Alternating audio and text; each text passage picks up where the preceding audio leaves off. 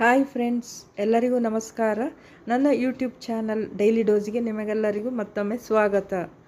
Friends, ಇವತ್ತು ನೋಡ್ರಿ ನಾನು ತಿಂತಾ ಇದ್ದೇನೆ. ಇದು ನಮ್ಮ ಉತ್ತರ ಕರ್ನಾಟಕದ ಸ್ಪೆಷಲ್ ಪುಂಡಿ ಪಲ್ಯ ಅಂತ. ಬಿಸಿ ರೊಟ್ಟಿಯೊಂದಿಗೆ ಈ ಪುಂಡಿ ಪಲ್ಯ ನಿಜಕ್ಕೂ ತುಂಬಾ ಸೂಪರ್ ಆಗಿರುತ್ತೆ. ನೋಡಿ ಫ್ರೆಂಡ್ಸ್, ನಾನು ಇಲ್ಲಿ ತೋರಿಸುತ್ತಾ ಇದೇನಲ್ಲ, ಇದೇ ಪುಂಡಿ ಸೊಪ್ಪು. ಮೊದಲು ಇದನ್ನು ಸೋಸಿಕೊಳ್ಳಬೇಕು. ಆದಷ್ಟು ಎಳೆಯ ಸೊಪ್ಪುಗಳನ್ನು ನಾವು ತೆಗೆದುಕೊಳ್ಳಬೇಕು. ಹೀಗೆ ಸೋಸಿಕೊಂಡ ನಂತರ ಇದನ್ನು ತೊಳೆದು ಇದರಿಂದ ಮಾಡುವ ಅಡಿಗೆಯೇ ಪುಂಡಿ ಪಲ್ಯ ಅಂತ. ಇದನ್ನು ಆಂಧ್ರ ಸೈಡಿನಲ್ಲಿ, ಅಂದರೆ ತೆಲುಗು ಭಾಷೆಯಲ್ಲಿ ಗೊಂಗೂರ ಕೂಡ ಅಂತಾರೆ. ಆಂಧ್ರ ಹಾಗೂ ನೇಪಾಳ ಭಾಗಗಳಲ್ಲಿ ಇದನ್ನು ಅಡುಗೆಯಲ್ಲಿ ಬಹಳ ಉಪಯೋಗಿಸುತ್ತಾರೆ. ಈ ಸೊಪ್ಪು ರುಚಿಯಲ್ಲಿ ತುಂಬಾ ಹುಳಿಯಾಗಿರುತ್ತೆ. ಹಾಗಾಗಿ ಹೆಚ್ಚಿನವರು ಏನು ಮಾಡುತ್ತಾರೆಂದರೆ ಇದನ್ನು ತೊಳೆದ ನಂತರ ಇದನ್ನು ಒಮ್ಮೆ ಬೇಯಿಸಿ ನೀರನ್ನು ಬಸಿಯುತ್ತಾರೆ. ನಾನು ಕೂಡ ಇಲ್ಲಿ ಸೊಪ್ಪನ್ನು 2-3 ಬಾರಿ ಚೆನ್ನಾಗಿ ತೊಳೆದು ನಂತರ ಒಂದು ಕುಕ್ಕರಿನಲ್ಲಿ ಹಾಕಿ ಸೊಪ್ಪು ಮುಳುಗುವಷ್ಟು ನೀರನ್ನು ಹಾಕಿ 2-3 ಸೀಟಿ ಆಗುವಷ್ಟು ಬೇಯಿಸಿಕೊಳ್ಳುತ್ತಿದ್ದೇನೆ. ಯಾರಿಗೆ ಹುಳಿ ಟೇಸ್ಟ್ ಇಷ್ಟ ಆಗುತ್ತದೆ ಅವರು ನೀರನ್ನು ಬಸಿಯುವ ಅಗತ್ಯವಿರುವುದಿಲ್ಲ. ನೋಡಿ, ಇಲ್ಲಿ ನಾನು ಸೊಪ್ಪು ಮುಳುಗುವಷ್ಟು ನೀರು ಹಾಕಿ ಕುಕ್ಕರಿನ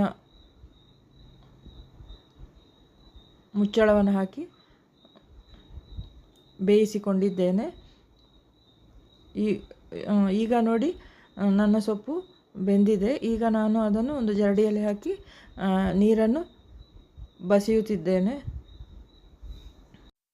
ಸೊಪ್ಪುಗಳನ್ನು ಯಾವಾಗಲೂ ಸೋಸುವಾಗ ನಮಗೆ ಸೊಪ್ಪು ಅಂದರೆ ಬೇಯುವ ಮೊದಲು ಭಾಳ ಇದೆ ಅನಿಸುತ್ತದೆ. ಆದರೆ ಸೊಪ್ಪು ಒಂದು ಕುದಿದ ನಂತರ ನೋಡಿ ಅದರ ಕ್ವಾಂಟಿಟಿ ಯಾವಾಗಲೂ ಕಡಿಮೆ ಆಗುತ್ತದೆ. ಈಗ ಈ ಪುಂಡಿ ಪಲ್ಯವನ್ನು ಹೇಗೆ ಮಾಡುವುದೆಂದು ನೋಡೋಣ ಬನ್ನಿ. ನಾನು ಇಲ್ಲಿ ಜೋಳದ ನುಚ್ಚನ್ನು ತೆಗೆದುಕೊಂಡಿದ್ದೇನೆ. ಅಂದರೆ ರೊಟ್ಟಿ ಮಾಡಲು ಉಪಯೋಗಿಸುವ ಬಿಳಿ ಜೋಳದ ನುಚ್ಚನ್ನು ತೆಗೆದುಕೊಂಡಿದ್ದೇನೆ. 2-3 ಟೇಬಲ್ ಸ್ಪೂನ್ ಆಗುವಷ್ಟು ನುಚ್ಚನ್ನು ನೋಡಿ ತೆಗೆದುಕೊಳ್ಳುತ್ತಾ ಇದ್ದೇನೆ. ಇದು ಒಂದು ವೇಳೆ ಜೋಳದ ನುಚ್ಚು ಇಲ್ಲದಿದ್ದರೆ ನಾವು ಬೇರೆ ಉಪ್ಪಿಟ್ಟಿಗೆ ಉಪಯೋಗಿಸುವ ರವವನ್ನು ತೆಗೆದುಕೊಳ್ಳಬಹುದು ಅಥವಾ ಅಕ್ಕಿ ರವವನ್ನು ಕೂಡ ತೆಗೆದುಕೊಳ್ಳಬಹುದು. ಜೋಳದ ನುಚ್ಚೇ ಆಗಬೇಕು ಎಂದು ಏನೂ ಇಲ್ಲ. ನೆಕ್ಸ್ಟು 6-7 ಹಸಿಮೆಣಸಿನಕಾಯಿಯನ್ನು ತೆಗೆದುಕೊಂಡಿದ್ದೇನೆ. ಇದನ್ನು ಖಾರಕ್ಕೆ ಅನುಗುಣವಾಗಿ ತೆಗೆದುಕೊಳ್ಳಬೇಕು. ಹಾಗೂ ಒಂದು 10-15 ಎಸಳಾಗುವಷ್ಟು ಬೆಳ್ಳುಳ್ಳಿಯನ್ನು ಕೂಡ ತೆಗೆದುಕೊಂಡಿದ್ದೇನೆ. 1-2 ಟೀ ಸ್ಪೂನ್ ಆಗುವಷ್ಟು ಕಡಲೆ ಬೇಳೆಯನ್ನು ತೆಗೆದುಕೊಂಡಿದ್ದೇನೆ. ಹಾಗೂ ಸ್ವಲ್ಪ ನೆನೆಸಿದ ಶೇಂಗಾ ಅಂದರೆ ನೆಲಕಡಲೆಯನ್ನು ಕೂಡ ತೆಗೆದುಕೊಂಡಿದ್ದೇನೆ. ಈಗ ಇದನ್ನು ಹೇಗೆ ಮಾಡುವುದೆಂದು ನೋಡೋಣ ಬನ್ನಿ. ನಾನು ಇಲ್ಲಿ ಒಂದು ಸಣ್ಣ ಕುಕ್ಕರನ್ನು ತೆಗೆದುಕೊಂಡು ಅದಕ್ಕೆ ಮೊದಲೇ ಬೇಯಿಸಿ ಇಟ್ಟಿದ್ದ ಸೊಪ್ಪನ್ನು ಹಾಕಿಕೊಳ್ಳುತ್ತಾ ಇದ್ದೇನೆ. ನೋಡಿ,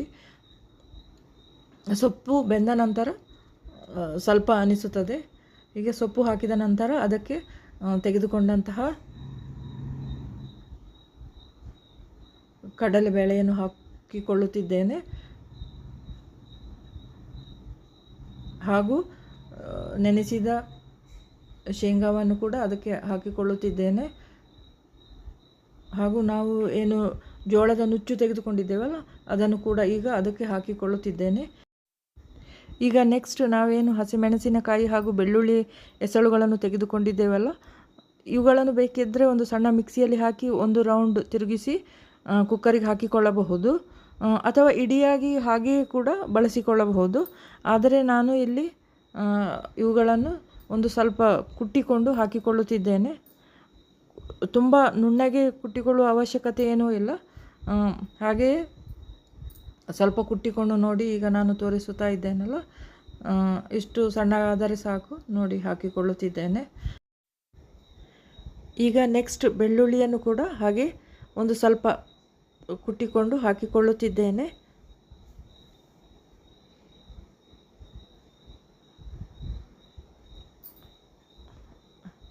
ನೋಡಿ, ತೋರಿಸುತ್ತಾ ಇದ್ದೇನಲ್ಲ ಇಷ್ಟಾದರೆ ಸಾಕು. ಈಗ ಇದನ್ನು ಕೂಡ ಕುಕ್ಕರಿಗೆ ಹಾಕಿಕೊಳ್ಳುತ್ತಿದ್ದೇನೆ.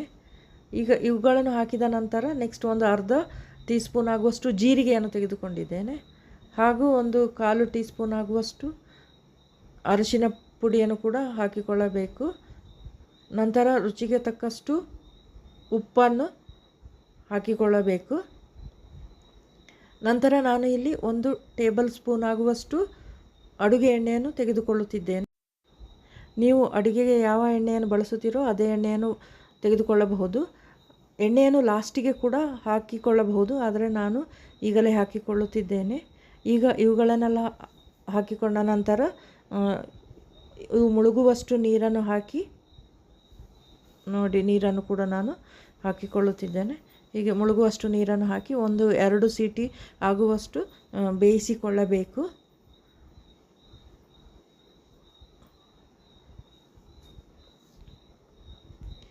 ಈಗ ನೋಡಿ, 2 ಸೀಟಿ ಹೊಡೆದ ನಂತರ ಹೀಗೆ ಎಲ್ಲ ಚೆನ್ನಾಗಿ ಬೆಂದಿದೆ. ಈಗ ಒಂದು ಸೌಟನ್ನು ತೆಗೆದುಕೊಂಡು ಚೆನ್ನಾಗಿ ತಿರುವಿಕೊಂಡು ಮಿಕ್ಸ್ ಮಾಡಬೇಕು.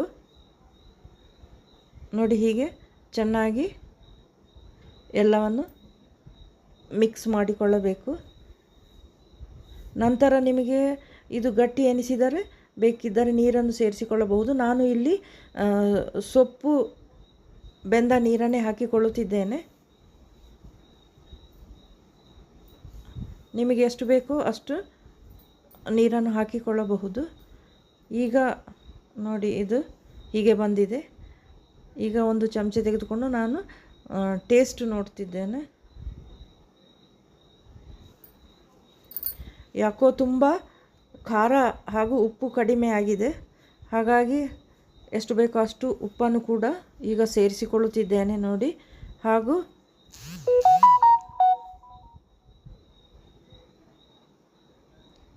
ಖಾರ ಜಾಸ್ತಿ ಆದಲ್ಲಿ ಒಂದು ಸ್ವಲ್ಪ ಬೆಲ್ಲವನ್ನು ಕೂಡ ತೆಗೆದುಕೊಂಡಿದ್ದೇನೆ.